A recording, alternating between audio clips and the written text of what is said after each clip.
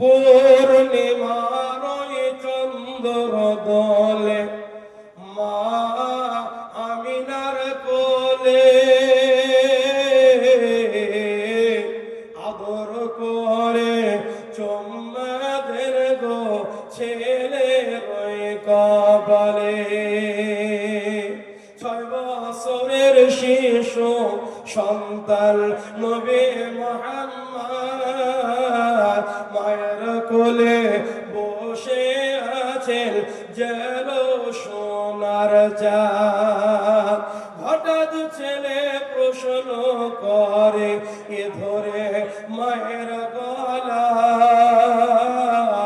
আব্বা কোথায় বলো মাগো করিও না চলা, কবে আসিবে আব্বা মোর কোলে নেবেন আমায়,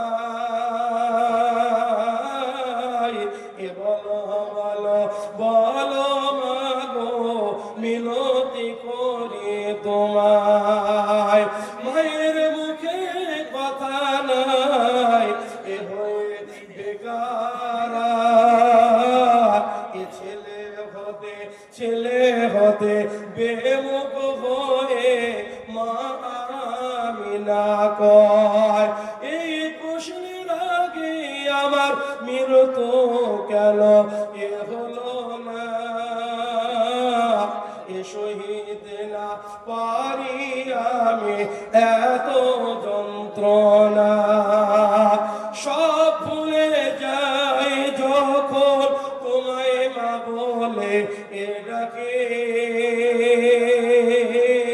এ তুমিও যেন আব্বার মতো দিও না মোর ফাঁকে। কি অপরাধ করেছি মাগো এ কপালে আব্বা নাই, যদি করে নিয়ে চলো মাগো মাকামে আবওয়ায়। কবর জিয়ারত করে আমি এ বুঝিব আব্বাকে, আমায় ছেড়ে আব্বা যার কেমন করে থাকে। স্বামী হারাম আমিনা এ চলতে না পারে,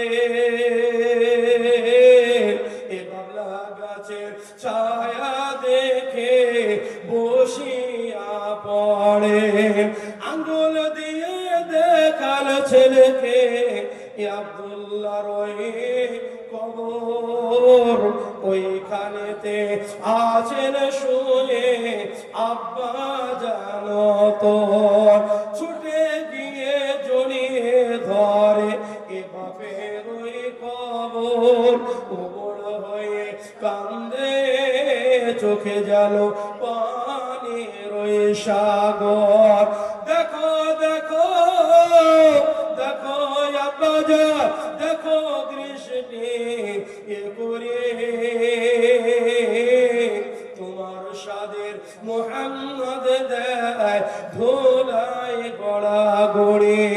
কবর জিয়ারত শেষে এ মায়ের কাছে জান ফিরিয়া, মা তাহার চলিয়া গিয়াছে এই জগৎ ছাড়িয়া।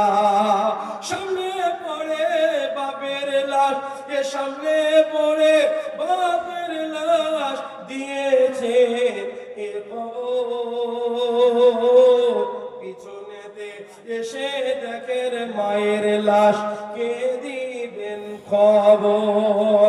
দয়ার নবীর দুঃখ দেখে, দয়ার নবীর দুঃখ দেখে এ বুক ফেটে যায়।